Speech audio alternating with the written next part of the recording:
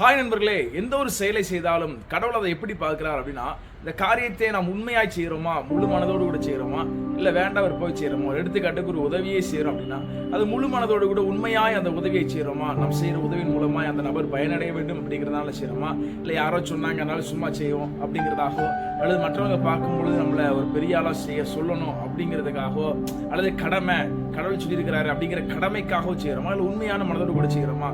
1 யோவான் வாசிக்கிறோம், பிரியமானவனே, நீ சகோதரருக்கும் அந்நியருக்கும் செய்கிற யாவற்றையும் உண்மையாய் செய்கிறாய் அப்படின்னு சொல்லி வசனத்தில் சொல்லப்பட்டிருக்கு. அப்படியே நாமளும் அப்படிப்பட்டவர்களாக இருக்க வேண்டும். யாருக்கு எதை செய்தாலும் உண்மையான மனதோடு கூட செய்யும். பாருங்க, இன்னைக்கு நம்ம செய்கிற ஒரு காரியத்தை வெளில இருந்து ஒரு மனுஷன் பார்க்கும்பொழுது நம்ம ரொம்ப ஆர்வத்தோடும் ரொம்ப ஈடுபாடும் செய்து போல காணப்படலாம். நம்ம மனசுக்கு தெரியும், கடவுளுக்கு தெரியும், இந்த காரியத்தில் நம்ம உண்மையாக இருக்கிறோமா, உண்மையாய் செய்கிறோமா, விருப்பத்தோடு கூட செய்கிறோமா. அதனால தேவன் சொல்லுகிற எந்த காரியங்களையும் எந்த நற்கிரியைகளையும் நாம் செய்தாலும் அதை கடமையாய் எண்ணி செய்யாமல் உண்மையான மனதோடு கூட விருப்பத்தோடு கூட செய்யும் பொழுது தேவனுடைய இருதயத்தை பார்த்து நமக்கு பலனளிக்க வல்லவராய் இருக்கிறார்.